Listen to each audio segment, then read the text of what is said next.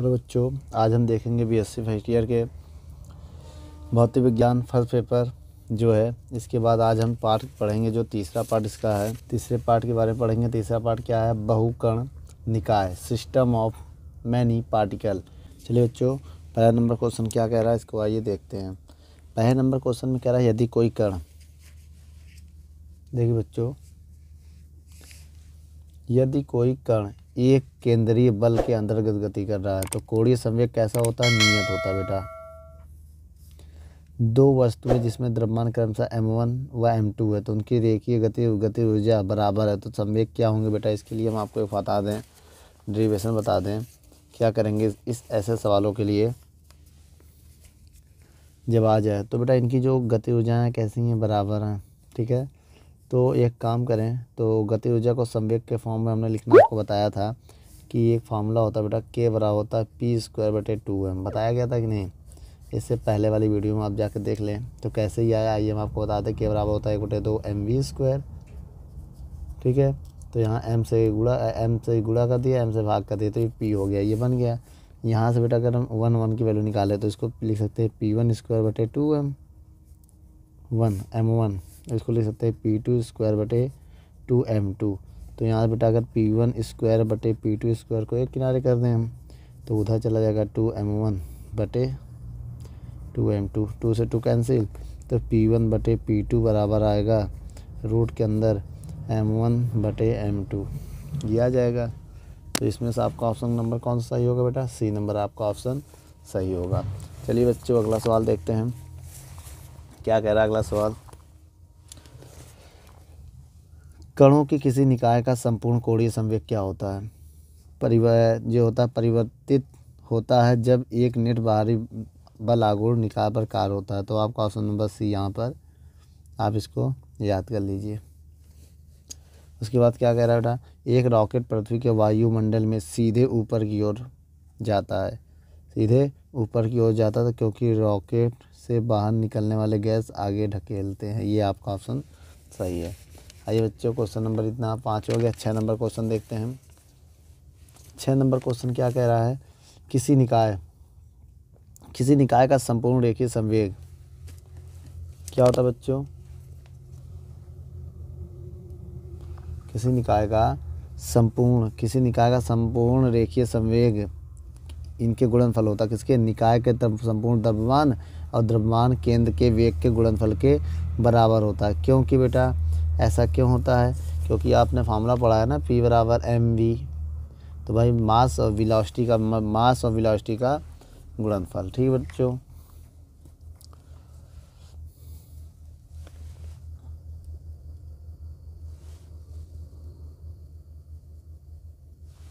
इसके बाद बेटा क्या क्वेश्चन कह रहा है? 7वां नंबर, यदि किसी निकाय पर कार्य करने वाला परिणामी बाहरी बल आघूर्ण शून्य तो निकाय के कणों का जो कोणीय संवेग होगा वो नियत होगा बेटा। क्यों कोणीय संवेग नियत होगा? इसका सबसे बड़ी रीज़न ये है कि टाउ बराबर होता है dj/dt। अगर बेटा किसी का बल आघूर्ण 0 हो गया तो उसका अवकलन, मतलब किसी का अगर अवकलन 0 है इसका मतलब वो राशि कांस्टेंट, तभी तो उसका अवकलन 0 है। भाई वो राशि कांस्टेंट होगा तभी तो अवकलन 0 है, क्योंकि कांस्टेंट का अवकलन 0 होता है। तो मतलब कांस्टेंट मतलब संरक्षित, नियत। एक वस्तु समान चाल से r त्रिज्या के वृत्त में गति कर रहा है तो इसका जो होगा वेग और त्वरण सदैव एक दूसरे के क्या होंगे बेटा? लंबवत होंगे। 9 नंबर सवाल क्या कह रहा है? वृत्तीय गति में अभिकेंद्र त्वरण क्या होता है? स्पर्शीय त्वरण से अधिक होता है बेटा। एक m द्रव्यमान का कण किसी वृत्त में एक समान v वेग से गति कर रहा है। किसी बिंदु से उसके सम्मुख वाले व्यवसायी बिंदु तक जाने में उसका जो रेखीय संवेग होगा क्या होगा बेटा? 2mv परिवर्तन होता है। तो बेटा इससे पहले वाले सवाल में हम बता चुके कैसे 2mv परिवर्तन होता है। आइए बताते हैं।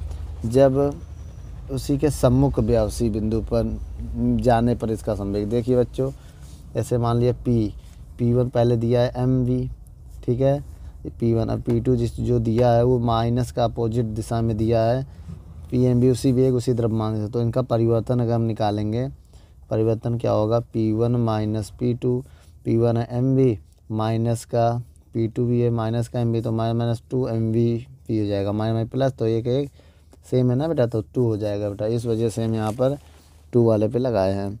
उसके बाद अगला क्वेश्चन क्या कह रहा है, इनमें से कौन सी राशि सदिश राशि है। संवेग जो है सदिश है, बाकी बेटा ताप, विद्युत आवेश, ये सब कौन सी राशि है, ये सब अदिश राशि होती हैं। ठीक दोस्तों, इसके बाद आइए, एक स्टेजी रॉकेट से पलायन वेग प्राप्त करने कठिन है। बहुस्टेजी रॉकेट का प्रयोग करके उच्च अंतिम वेग आसानी से प्राप्त किया जा सकता है, क्योंकि बहुस्टेजी रॉकेटों में प्रारंभिक और अंतिम द्रव्यमानों का अपेक्षकता अधिक होता है। इस वजह से बेटा आपका ऑप्शन नंबर ये सही है। आइए 13 नंबर सवाल में देखते हैं बेटा, 13 नंबर सवाल क्या कह रहा है। 13 नंबर सवाल से पहले हम क्या सीखेंगे इसमें कि पहली बात तो यहाँ पर पी है, यहाँ 2 दे दिया था, वो करेक्शन कर लेना आप लोग। एक वस्तु जो किसी अंतरिक्ष में स्थिर अवस्था में, पहले वो सहसा समान द्रव्यमान के 3 भागों में विभक्त हो जाती है। अब इनके 2 भाग, ये एक्स डायरेक्शन और वाई डायरेक्शन में बेटा, आई जे है ना, और तीसरा भाग का संवेग हमें बताना है। तो मेरे कहने का ये मतलब है, पहले कोई एक रॉकेट था, मतलब कोई एक पिंड था, वो बेटा एक्स अक्ष के डायरेक्शन बेटा आई कह रहा था ना, आई मतलब एक्स अक्ष और जे मतलब वाई एक्स। अब एक इधर आएगा, तो बेटा इसमें जो इसका डायरेक्शन की वैल्यू दिया है मोमेंटम का, वो दिया है 2p। अब इसका दिया है p, ये निकालना है, p3 मान लो निकालना है।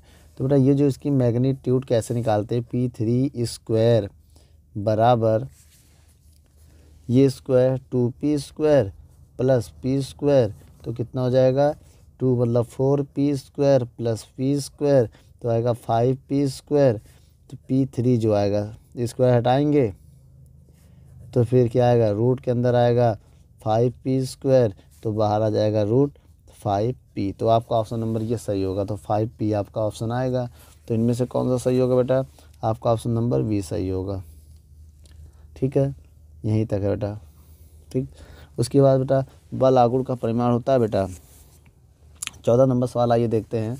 14 नंबर सवाल में आप क्या करेंगे, इसमें क्या है कि जो बल आघूर्ण होता है वो एक वेक्टर क्वांटिटी है, सदिश राशि है। तो बल आघूर्ण जो होता है वो होता है F इंटू आर। तो बेटा क्रॉस में F इंटू आर जब हटाएंगे तो आएगा साइन थीटा। क्या आता है बेटा, साइन थीटा, ये फार्मूला होता है। इस वजह से बेटा इसमें ऑप्शन नंबर आपका ये सही है। अब आइए बेटा अगला नंबर सवाल देखते हैं, क्या कह रहा है।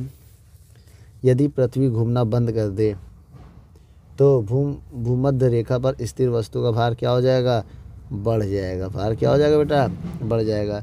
रॉकेट प्रक्षेपण में न्यूटन का कौन सा नियम लगता है, न्यूटन का गति का तृतीय नियम लगता है बेटा। ठीक है, दूसरा गति का प्रथम समीकरण किसको परिभाषा देता है, बल का। एक ठोस गोले का व्यास के सापेक्ष जड़त्व आघूर्ण इतना है। यदि गोले का द्रव्यमान इतना हो और ये त्रिज्या इतनी हो तो उसके स्पर्श रेखा के सापेक्ष जड़त्व आघूर्ण कितना होगा। बेटा आप लोगों ने एक फार्मूला पढ़ा है कि समांतर अक्षों की प्रमेय पढ़ा है ना, क्या कहता है समांतर अक्षों की प्रमेय बेटा, वो होता है ICM प्लस MA स्क्वायर। तो ICM जो आपको दिया है, कितना दिया है देखो सवाल में देखिए, ICM आपको 8 दिया है, 8 दिया है, तो हम यहाँ 8 लिख दे रहे हैं, प्लस M की वैल्यू कितनी दिया 5 ग्राम। अब A की वैल्यू कितना बेटा 2 का स्क्वायर। जब इसको हम सॉल्व करेंगे तो बेटा 8 प्लस 5 और 2 का स्क्वायर 4, तो 4 पंचे 20 और आ जाएगा 28। क्या आ जाएगा बेटा 28 ग्राम प्रति सेंटीमीटर स्क्वायर। तो आपको ये ऑप्शन नंबर क्या है, ए सही है। आप इस पर ये पे टिक लगा लें। इसके बाद 20वां नंबर सवाल क्या कह रहा है, 19 नंबर, रॉकेट प्रक्षेपण में कौन सी राशि संरक्षित होती है, वो आपको बताया रेखीय संवेग। ठीक बेटा, 2 कण ए व बी प्रारंभ में विराम अवस्था में होते हैं, वे परस्पर आकर्षण बल के कारण एक दूसरे की ओर आते हैं। तो किसी ए की चाल बी की चाल 2v है, तब उनके द्रव्यमान क्या होंगे। बच्चों इसके लिए मैं आपको बता दें, पहले आप मेरी बात समझिएगा। एक सवाल ये देखिए कि एक पिंडीय अवयव एक दूसरे के विपरीत आता है। जब विपरीत आएंगे बेटा तो इनका जो बल होगा वो नगण्य हो जाएगा, मतलब इनकी वेलोसिटी 0 होगी, क्योंकि वो कह रहे हैं स्थिर अवस्था में है। तो बेटा किसी समय जो इनका द्रव्यमान केंद्र की जो चाल होगा ये होता है, और बाहरी बल जो होता है नेट होता है। नेट क्या बल क्या होता है बेटा, जो नेट बल लगता है पूरे पिंड पर वो शून्य होता है। तो बेटा एम एफ बराबर होता है एम ई। तो यहाँ पर बताया जब यहाँ पर जो त्वरण है एम को हटा दें तो बेटा यहाँ त्वरण भी जीरो होगा। अगर त्वरण जीरो है तो इसका वेग भी क्या होगा बेटा, जीरो होगा। वेग भी क्या होगा, जीरो होगा। याद रखिएगा, त्वरण जीरो तो वेग भी जीरो होगा। इस वजह से हम किस पे लगाएंगे। अब एक काम करेंगे बेटा, 21 नंबर सवाल, वह बलों की अनुपस्थिति में एन कणों के निकाय द्रव्यमान केंद्र कैसा होता है, अत्वरित गति। ठीक बेटा, एन कणों से मिलकर बने निकाय के कणों के मध्य अन्योन्य क्रियाएं के परस्पर या फलस्वरूप नेट बल कैसा होता है, शून्य। अभी यही देखिए बेटा, नेट बल कैसा होता है, शून्य। अभी इसी में हमने लगाया था नेट बल शून्य। उसके बाद अनेक कणों से बने किसी निकाय का कुल रेखीय संवेग सदैव नियत रहता है, निकाय पर कोई परिणामी बल कार्य ना करे। अभी हमने बताया था ना, एन कणों के निकाय का द्रव्यमान केंद्र के सापेक्ष कुल रेखीय संवेग कैसा होता है, total m1 p1 plus p2 बराबर 0। कणों की प्रत्यास्थ टक्कर में गति ऊर्जा क्या होती है, संरक्षित रहती है। अब ये सवाल देखिए बेटा, v वेग से पूर्व की ओर चलते हुए m द्रव्यमान का एक कण समान द्रव्यमान तथा समान वेग v से उत्तर की ओर चलते हुए एक द्रव्यमान कण से टकरा जाता है, तो दोनों मिलकर तो नया 2m द्रव्यमान का नया कण बनाते हैं। तो उनका बेटा क्या होगा, वेग। तो बच्चों इसके लिए आप एक देखिए बहुत ध्यान से, ये क्वेश्चन हम आपको ला लिए हैं। जैसे मान लो एक पिंड था, पहले ये दोनों क्या होते हैं, एक अपोजिट जाते हैं, बाद में टकरा जाते हैं। टकराने के बाद बेटा इनके दोनों द्रव्यमान मिक्स हो जाएंगे, m जो मिक्स हो जाएंगे 2m हो जाएगा। अब मान लीजिए ये v डैश वेग से गति कर रहा है, तो v डैश वेग से गति कर, लेकिन जब इसके बाद निकालेंगे संघर्ष से पहले का संवेग। आपको पता है संघर्ष से पहले का इनका डायरेक्शन क्या था, अलग था। इस वजह से बेटा संघर्ष से पहले हम निकाल लें, संघट्ट से पहले कुल संवेग अगर हम निकालें तो बेटा क्या होगा, P बराबर mv प्लस mvj। तो अलग अलग डायरेक्शन है, तो बेटा इनका परिणामी संवेग निकालने के लिए I के कॉफिशिएंट का स्क्वायर करेंगे, J के कॉफिशिएंट का स्क्वायर करेंगे, तो m स्क्वायर कॉमन कर लेंगे, अंदर आएगा v square plus v square 2v square हो जाएगा, v बार हो जाएगा और √2 रह जाएगा, m बार आएगा। ये आ जाएगा बेटा, ये संघट्ट से पहले का आ गया। और संघट्ट का बार का जो संवेग क्या है, mv।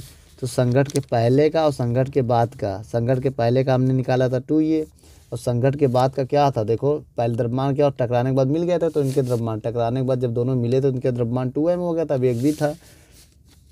तो ये हमने रख दिया। तो यहाँ v डैश की वैल्यू अगर हम निकालेंगे, m से m कट जाएगा, तो बेटा 2 नीचे चला जाएगा, तो ये आएगा √2। अब बेटा √2 को हम इसको क्या सकते हैं, 2 बार लिख सकते हैं √2 2 को। अगर बेटा हम इसको सॉल्व करें, आपको पता है √2v, अब इसको लिख सकते हैं √2 इंटू √2, 2 को लिख सकते हैं, तो √2 से √2 कट जाएगा, जो बचेगा v/√2। तो क्या आया बेटा, v/√2। तो इसमें जो आपका ये आया है इसमें, तो आपका ऑप्शन कौन सा सही होगा, ऑप्शन नंबर आपका सही होगा ये। ठीक बच्चों, इसके बाद देखिए, यदि पूर्णतः अप्रत्यास्थ संघट्ट के में पिंडों का संघट्ट के पहले तथा संघट्ट के बाद की ऊर्जाएं K1 K2 है, तो कौन सा कंडीशन लागू होगा। तो बेटा यहाँ पर जो है आपका K1 लेस देन K2 का होगा। क्या कह रहा है 28 नंबर, एक गोली एक गुटके को से आकर टकराती है तथा उसमें धंस जाती, तो कौन सी भौतिक राशि इसका संवेग होगा, तो रेखीय संवेग संरक्षण। उसके बाद बेटा क्या कह रहा, कौन सा कथन असत्य है बेटा, इसमें से किसी निकाय के द्रव्यमान केंद्र की स्थिति चुने गए निर्देश फ्रेम पर निर्भर करती है। बेटा ये आपका ऑप्शन गलत है, ये आपका ऑप्शन गलत है, आप इसको टिक लगा देंगे। बाकी तीनों द्रव्यमान केंद्र फ्रेम में निकाय का संपूर्ण रैखिक संवेग शून्य होता है, ये बात सही है। वह बलों की अनुपस्थिति में किसी निकाय का द्रव्यमान केंद्र का जो वेग होता है वो नियत रहता है, ये भी बात सही है। और किसी निकाय के कणों की स्थिति बदलने से उसके द्रव्यमान केंद्र की स्थिति भी बदल जाती है। m द्रव्यमान का एक कण x अक्ष के समांतर अचर वेग से गतिमान है, तो मूल बिंदु पर उसका कोणीय जो होगा नियत रहेगा। बेटा द्रव्यमान केंद्र के सापेक्ष कुल रेखीय संवेग हमेशा शून्य होता है। तो बेटा कोणीय संवेग संरक्षण का नियम लागू होता है केवल परमाणुवीय कणों तथा बड़ी वस्तुओं दोनों के लिए। बेटा इसके बाद एक अगला क्वेश्चन है 33। यांत्रिक, एक डोरी के सिरे पर बंधा हुआ एक पत्थर का टुकड़ा एक छड़ पर लिपट जाता है तो इस प्रक्रिया में संरक्षित होगा क्या? रैखिक संवेग तथा गति ऊर्जा दोनों। 34 नंबर सवाल क्या कह रहा है? यांत्रिक ऊर्जा संरक्षण का नियम लागू होता है बल संरक्षी हो तब। निम्न में से कौन सा संबंध सही है बेटा? टाउ बराबर होता है डेल्टा एल बटे डेल्टा टी ना। लीन बेटा क्या होगा? Angular the change of angular momentum, the rate of change of angular momentum is called torque बेटा। कोणीय संवेग के परिवर्तन के दर को बल आघूर्ण कहते हैं।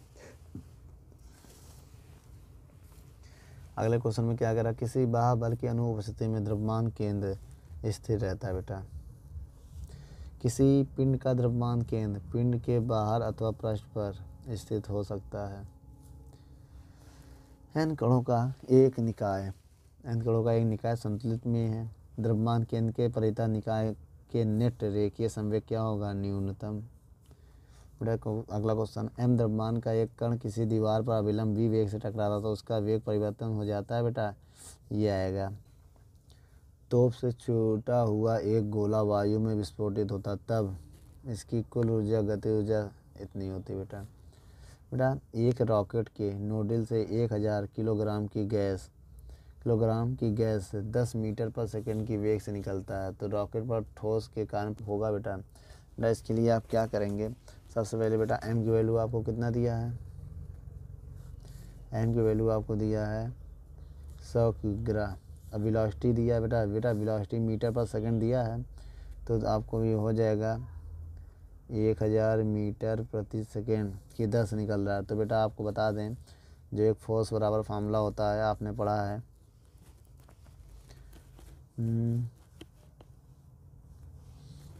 एम वी बटे टी तो बेटा इसमें लिखा प्रति सेकेंड। बेटा टी की वैल्यू तो 1 सेकेंड हो गया, मेरी बात समझिएगा। अब यहाँ वैल्यू रखो 100, एम की वैल्यू 100 किलोग्राम, वी की वैल्यू 1000 और इंटू टी की वैल्यू 1 सेकेंड। तो इनको जब सॉल्व करेंगे तो 10 की पावर 5 न्यूटन आएगा बेटा।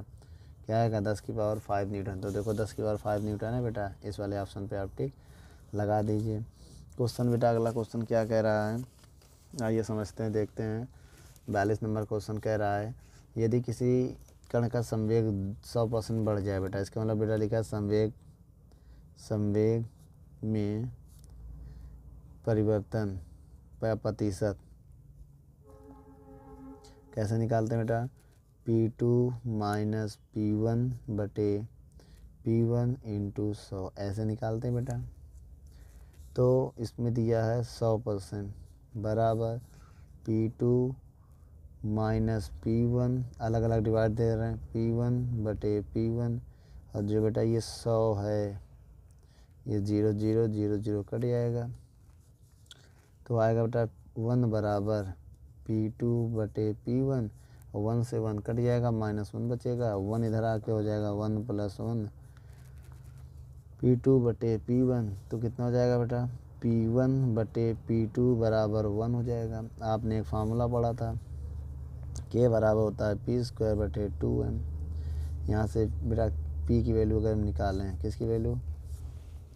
P की वैल्यू अगर हम निकालें तो आएगा P² बराबर 2MK। तो P1 की वैल्यू आएगी रूट के अंदर 2MK। ये आएगा बेटा, बोलिए। अब यहाँ वैल्यू रखो 2 आएगा यहाँ पर, 1 और 1 2। जब इसका स्क्वायर करेंगे तो यहाँ 4 आएगा। अभी तो क्या है ये 2 रहेगा, स्क्वायर करेंगे तो यहाँ 4 हो जाएगा। कैसे भाई? 1 और 1 2। जब इसका वैल्यू रखेंगे 2 तो दोनों तब स्क्वायर करेंगे 4 हो जाएगा। अब यहाँ पर क्या करेंगे? 1 घटाने जा रहा है दोनों से हम K2 बटे K1 -1 इधर से भी -1 इधर से भी। तो इस कंडीशन को हम लिख सकते हैं K2 माइनस K1 बटे K1 बराबर 3। अब इसको परसेंट में बदलने के लिए बेटा 100 से गुणा कर दो। K2 बटे K1 ये गुणा कर दो 100 से, तो दोनों तरफ 100 से गुणा करेंगे ये आएगा 300% बेटा। क्या 300%? तो आप किस में टिक लगाएंगे? 300% में। उसके बाद बेटा एक क्वेश्चन और है, क्या कह रहा है? 500 किलोग्राम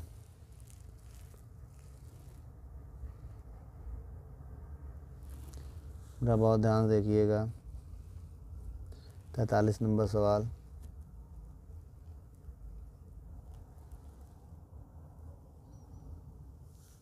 पाँच हज़ार दिया है।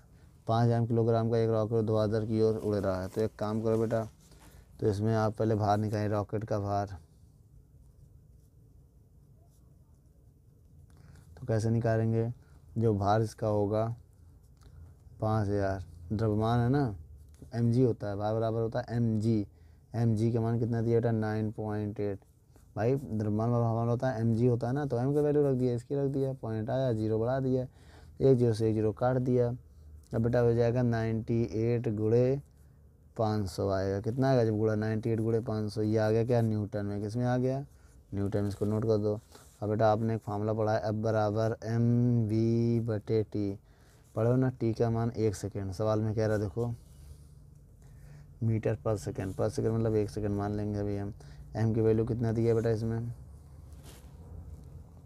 एम यहाँ निकालना है बेटा, तो एफ एक काम करिए बेटा, एफ की वैल्यू यहाँ रखिए। एफ की वैल्यू कितना निकाला? 98 गुणे 500। अब ये डैश मान लिया हमने, एम डैश निकालना है। वी की वैल्यू कितनी दी है बेटा सवाल में? देखो 1000। भाई 1000 दिया है ना। अब बेटा बटे टी की वैल्यू 1, तो यहाँ एम डैश की वैल्यू निकालेंगे 1 2। अब बेटा ऐसे आ जाएगा 98 गुणे 5 बराबर 10 एम डैश बटे टी। टी की वैल्यू 1 हो गई बेटा। टी की वैल्यू क्या मानोगे? 1 सेकेंड। तो 1 हो गई तो हटा दो, तो इसको नीचे ले जाओ बेटा। एम डैश बराबर आएगा 98 गुणे 5 बटे 10। तो 5 एक कम 5, 5 दूनी 10, 2 से इसमें भाग देंगे बेटा, तो आएगा 4 और 9 किलोग्राम। तो बेटा 49 किलोग्राम में आप टिक लगाएंगे प्रति सेकंड बेटा, क्योंकि 1 सेकंड माना है ना बेटा हमने टी की वैल्यू 1 सेकंड, इस वजह से प्रति सेकंड आ रहा। ठीक है।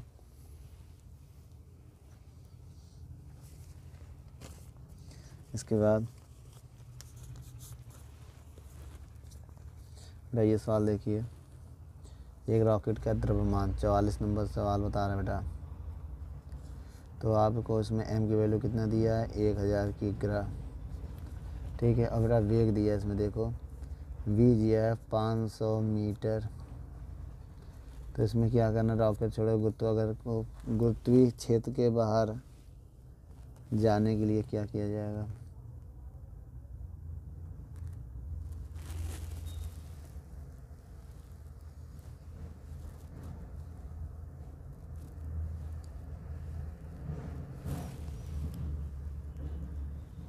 तो बेटा यहाँ जो दिया है ये देखिए सवाल में दिया है ना, तो दर जो यहाँ पर हम मानेंगे बेटा वो मास, वो एम की वैल्यू मानेंगे हम 1 किलोग्राम प्रति सेकेंड। ठीक है। रॉकेट का द्रव्यमान है तो इतने 90% ईंधन है इसमें, तो बेटा ये जो है इतना दिया, तो अब इसमें इसके तो रॉकेट का द्रव्यमान है, तो अब बराबर क्या होगा? एम, ये डैश मान लेना बेटा, एम डैश वी बटे टी, ये होता है फार्मूला। तो एम डैश की वैल्यू कितना है बेटा? प्रति सेकंड की बात कर रहे हैं, तो बेटा इसकी वैल्यू 1 हो जाएगी। तो 1/1 सेकेंड इंटू वी की वैल्यू कितना दिया? 500। तो कितना हो जाएगा? 500 न्यूटन एफ की वैल्यू हो जाएगी। तो 500 पे टिक लगा लीजिए आप। उसके बाद अगला क्वेश्चन बेटा क्या कह रहा है बेटा, एक ट्रेन दिया है, मेरी बात समझिएगा आप। इसका 1000 किलोग्राम का द्रव्यमान था। मान लिया इसका ट्रेन का जो एम है वो m1 कितना दिया है? 1000 किग्रा। और इसकी वेलोसिटी v1 मान लिया दिया है 50 किलोमीटर प्रति घंटा। अब बेटा m2 निकालना है। 250 ग्राम डिब्बा का एक द्रव्यमान गिराया जाता है बेटा, इसका मतलब रेल का डिब्बा का वजन इतना था। ठीक बेटा, तो इसमें 250 ग्राम और मिला देगा तो हो जाएगा 1250 ग्राम किग्रा बेटा, 1250 किग्रा, क्योंकि पहले डिब्बा तो था 1000 का, 250 और मिला दिया तो 1200 हो गया। तो इसकी वेलोसिटी पूछ रहा है। तो बेटा फार्मूला होता है m1 v1 बराबर m2 v2। तो बेटा m1 कितना है? 1000, v1 50, m2 1250, v2 निकालना है। 0 0 काट दिया, नीचे लगा दो। तो बेटा 25 v2 वैल्यू निकालना है, तो एक काम करो 5 से काट दो, 5 एक कम 5, 25 बार में तो 25 पंचे 125 होता है, तो 25 चौको 25 से कम 25 चौको 100, 40 किलोमीटर प्रति आवर आएगा बेटा। ऑप्शन नंबर लगा दो 40 किलोमीटर प्रति आवर।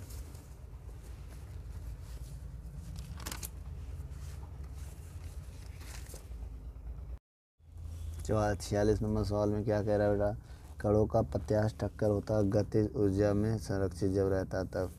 रॉकेट की गति किस सिद्धांत पर आधारित बेटा, रेखीय संवेग के संरक्षण पर। उसके बाद क्वेश्चन अगला क्या 48 नंबर, जब एक बंदूक से गोली दागी जाती है तो बंदूक पीछे की ओर हटती है, इस घटना को क्या बोलते हैं, रेखीय संवेग संरक्षण। बेटा एम द्रव्यमान व विचार की एक गोली एम द्रव्यमान की लकड़ी के तख्ते से टकराती है तो धस जाती है, तो इसके बाद निकाय द्वारा क्या निकालना बच्चों। आइए इस सवाल को हम समझते हैं। देखिए बच्चों, मान लिया एम द्रव्यमान की गोली जिसकी वेलोसिटी भी ये लकड़ी में जाकर टकराती, टकराने के बाद इसकी वेग जो होती है 0 हो जाता है, इसका द्रव्यमान ये हो जाएगा। अब गोली इसमें धंस गई है तो गोली का द्रव्यमान और लकड़ी का द्रव्यमान कितना होगा, एम। अब रेखीय संवेग के संरक्षण का सिद्धांत आपने पढ़ा है, क्या करेंगे आप बेटा, जो यू दिया वो 0 हो जाएगा। देखिए यू 0 दे देंगे, जब ये 0 हो जाएगा तो क्या आएगा बेटा, इसके बाद बचेगा एम वी बराबर M small M plus capital V. तो बेटा यहाँ से जब बेटा वी की वैल्यू निकालेंगे नीचे लगाएंगे तो एम वी ये 0 हो जाएगा बेटा, ये तो 0 हो जाएगा, समझ गए। तो बेटा ये नीचे आएगा, तो बेटा वेग का फार्मूला क्या होगा, वी बराबर होगा M V plus M plus capital V. तो आप बेटा कौन सा फार्मूला में टिक लगाएंगे, इस पे। 50 नंबर सवाल क्या कह रहा है, एक कण ए दूसरे कण बी प्रत्यास्थ संघटन के पश्चात उसी चाल से वापस लौट जाता है जो बी कण पर ए के सापेक्ष होता है, तो बेटा बहुत ही अधिक होगा, बहुत बच्चों सही होगा। इसके बाद आठ जगह वृत्ताकार पथ पर वी वेग से गति कर रहे एम द्रव्यमान के कण का रेखीय संवेग होगा। बेटा रेखीय संवेग होता है पी बराबर एम बी, ठीक बच्चों। और द्रव्यमान केंद्र के लिए जो फार्मूला होता है वो ये होता है बेटा, डेल्टा एम एक्स बटे एम। और वस्तु के द्रव्यमान केंद्रों की संख्या जो होती है एक ही होती है, कि हर एक पिंड में द्रव्यमान केंद्र एक होते हैं। उसके बाद बेटा बाह्य बलों की अनुपस्थिति में द्रव्यमान केंद्र जो बल होता है वो नियत होता है। द्रव्यमान केंद्र निर्देशांक तंत्र के निकाय का कुल रेखीय संवेग शून्य होता है बच्चों। एक रॉकेट, ये सवाल आइए बेटा समझते हैं हम क्या कह रहा है इस सवाल में। बच्चों ये सवाल क्या कह रहा है आप पढ़िए एक बार। एक रॉकेट 3 mg त्वरण से ऊपर की ओर जा रहा है बेटा। जब कोई रॉकेट ऊपर की तरफ जाता है तो उसमें जो वेट का फार्मूला होता है वो होता है mg प्लस ma होता है ऊपर की तरफ जाने पर। उसके बाद ए का मान कितना दिया बेटा, ए का मान दिया है 3g त्वरण से ऊपर की ओर गति करा तो रॉकेट में बैठे यात्री का भार वास्तविक भार से 75 किलोग्राम है, तो प्रभावी भार गया बेटा। ये प्रभावी भार, इसको बोलते हैं प्रभावी भार। अब आप इसमें बताइए बेटा m किसकी वैल्यू इसमें रखनी है, तो m की जो वैल्यू दिया है वो 75, g प्लस m 75, a की वैल्यू दिया है 3g।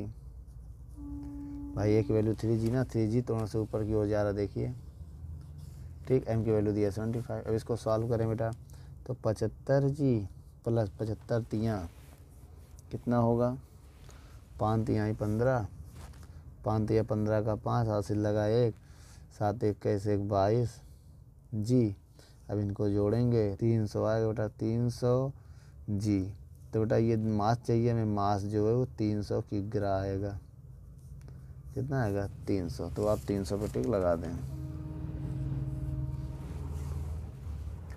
बेटा 57 नंबर, ये यदि एक बम विस्फोट होकर 4 भागों में विभक्त हो जाए तो निम्न में से कौन से संरक्षित रहेगी बेटा, संवेग। ग्रही गति के नियम का प्रतिपादन किसने किया था बेटा, केपलर के द्वारा हुआ था। इसके बाद अगला क्वेश्चन क्या कह रहा है, कण के कोणीय संवेग के परिवर्तन का दर किसके बराबर होता है, बल आघूर्ण के बराबर होता है बेटा। गुरुत्वाकर्षण के नियम का प्रतिपादन किसने किया था, न्यूटन ने। किसी दृढ़ पिंड पर लगने वाला संपूर्ण बाहरी बल आघूर्ण का योग 0 होता है तो उसका कोणीय संवेग क्या होता है बच्चों, स्थिर रहता है। गुरुत्वीय आकर्षण का सूत्र क्या होता है बेटा, F बराबर ये आकर्षण बल जिसे बोलते हैं।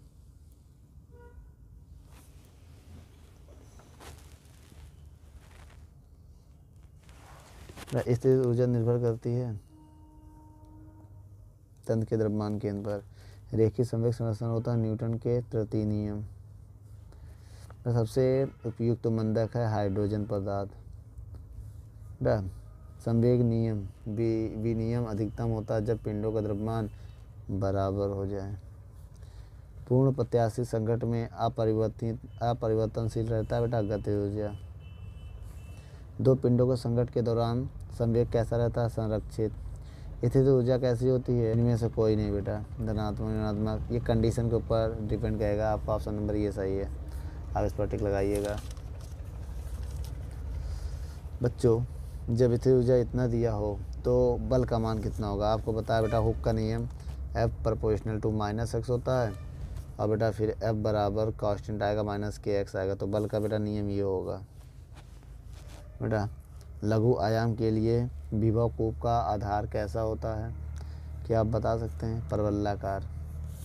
निम्न में से कौन सा कथन असत्य बेटा। असत्य मतलब गुरुत्वाकर्षण बल एक संरक्षित बल है। जी हाँ सही है। संरक्षित बल के लिए बंद वक्र पर किया गया कार्य शून्य होता है, ये भी बात सही है। संरक्षित बल यांत्रिक ऊर्जा संरक्षण के सिद्धांत का पालन नहीं करती बेटा, करती है पालन, इसमें लिखा नहीं करती है, पालन करती है। कार्य ऊर्जा प्रमेय का जो फॉर्मूला बेटा वो ये होता है W बराबर कोणीय संवेग L का सही संबंध है बेटा, L बराबर P इंटू आर या R इंटू पी। पूर्ण अप्रत्यास्थ संकट में पिंडों की कुल गति ऊर्जा क्या होता है ह्रास अधिकतम। पूर्ण अप्रत्यास्थ संकट में पिंडों की कौन सी ऊर्जा संरक्षित नहीं रहती है, वो गति ऊर्जा। बाकी बेटा अप्रत्यास्थ संकट में स्थिर ऊर्जा, गति ऊर्जा।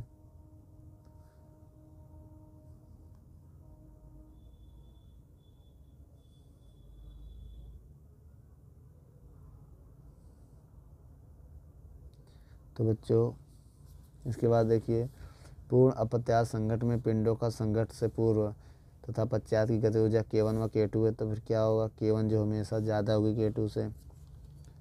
जब कोई कण किसी स्थिर अक्ष के परितः एक तल में घूम रहा है तो उसका कोणीय संवेग वेग की दिशा कैसे, घूर्णन अक्ष के अनुदिश। उसके बाद निम्न में से किसका प्रयोग रॉकेट में द्रव ईंधन के रूप में किया जाता है। द्रवीय सल्फर डाइऑक्साइड का रूप में बेटा रॉकेट में ईंधन के रूप में किया जाता है। सल्फर डाइऑक्साइड ये लिक्विड अवस्था में होते हैं। प्लान वेग का फॉर्मूला ये होता है बेटा, याद कर लीजिएगा। और कोणीय संवेग का गणितीय रूप होता है J बराबर R इंटू पी।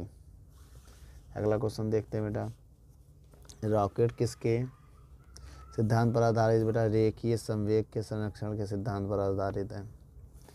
रेखीय संवेग के संरक्षण का सिद्धांत द्वारा न्यूटन के कौन से नियम का समतुल्य बेटा, न्यूटन का तृतीय नियम।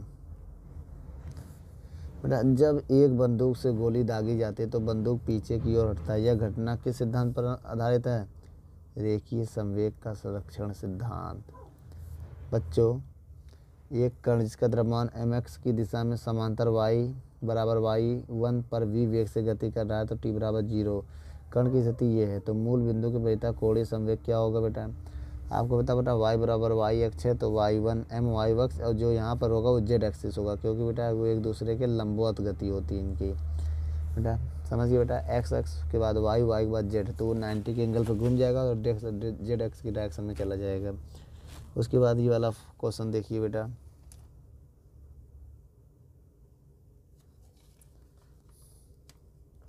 इसका एक क्वेश्चन देखिए आप, कोई पिंड है गति कर रहा है तो संवेग के पहले का संकट और संवेग के बाद के संकट के इक्वल है। अभी जो पिंड एक दूसरे के 90 के एंगल पे गति कर रहा है, तो 90 के एंगल पे गति कर रहा है तो इसका जो पी इनिशियल होगा वो MBI होगा और MBG होगा, क्योंकि बेटा ये एक्स की डायरेक्शन में गति कर रहा है, ये वाई एक्स की, जब एक्स की दिशा वाई एक्स की दिशा में जब गति करेंगे तो MBI और MBJ होगा। जब इसका मॉड निकालेंगे रूट के अंदर I के गुणक का स्क्वायर और J के गुणक का स्क्वायर करेंगे, ये आ जाएगा। M कॉमन करके बाहर लेंगे, M रूट के अंदर 2B² आएगा।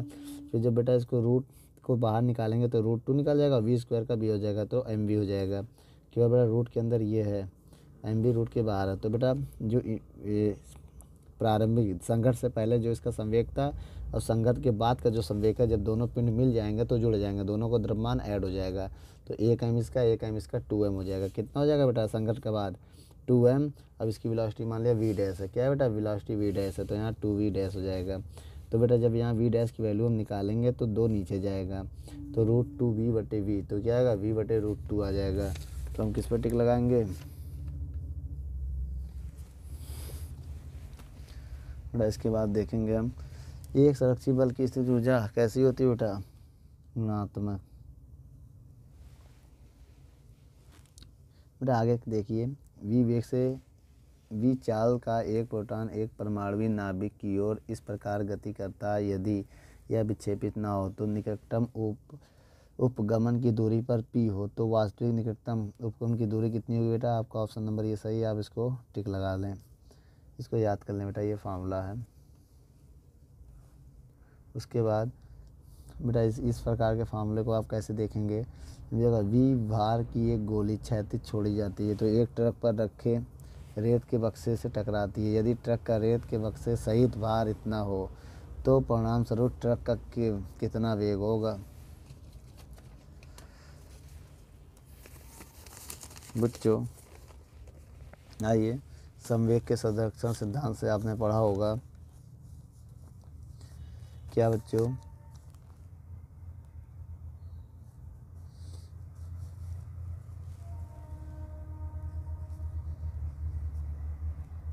तो बेटा जो वेट है v और कैपिटल वेट v बराबर कैपिटल वेट u और प्लस बाद में पिंड का वेट u। तो बेटा प्रारंभिक वेग या अंतिम वेग, या अंतिम वेग प्रारंभिक वेग के लिए फार्मूला होता है।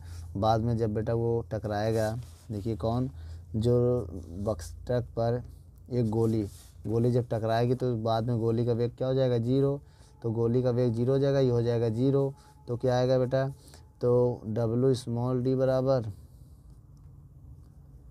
कैपिटल WV, तो बेटा WU बराबर आएगा v कॉमन कर लो तो आएगा, तो यहाँ से v की वैल्यू निकालेंगे WU बटे small w plus capital W। तो बेटा यहाँ से हम v की वैल्यू निकाल दिए, इसको नीचे भेज दिए, तो आपका ऑप्शन नंबर ए सही होगा। ठीक बेटा, संघट से पहले का द्रव्यमान, संघट के बाद का द्रव्यमान, टक्कर से पहले, टक्कर के बाद, टक्कर के बाद संवेग। बेटा जो W है ये वेट का काम कर रहा, भार का काम, m का काम कर रहा, मास का। ठीक बेटा, और टक्कर के पहले, ये होता फार्मूला, आप इसको देख लें।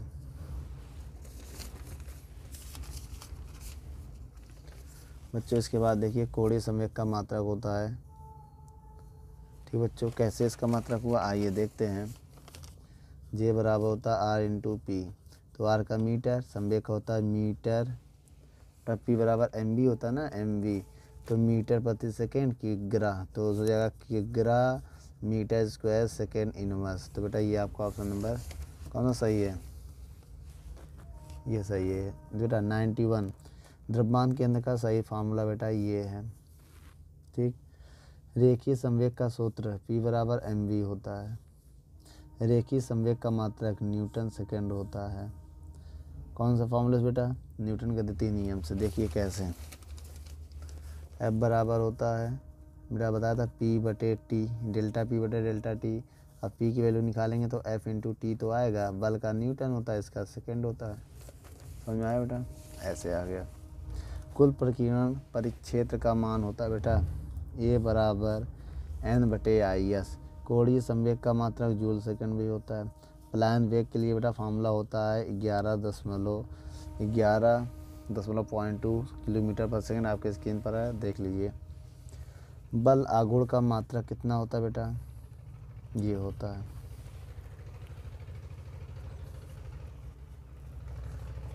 इसके बाद बेटा एक क्वेश्चन है, एक लकड़ी का ब्लॉक एक घर्षण रहित मेज पर रख दिया जाता है तो गोली उस ब्लॉक पर धंस के टकरा,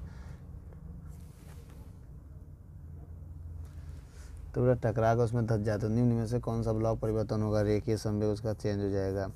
एक पिंड जो अनेक कणों से मिलकर बना है दृढ़ पिंड कहलाता है। जब इस पिंड के किन्हीं दो कणों के बीच की दूरी केवल तभी नियत रहेगी जब पिंड स्थानांतरित गति करे। एक कण प्रारंभिक वेग v से दूसरे समान द्रव्यमान के स्थिर कण के सम्मुख संघट करता है, तब बेटा यदि संघट प्रत्यास्थ है तो संघट के उपरांत उसका वेग क्या होगा बेटा 0 0 होगा। चलिए बच्चों, अगली बार हम पार्ट ध्रुव घटी के न्यूमेरिकल सॉल्व करेंगे। आज के लिए इतना ही, धन्यवाद।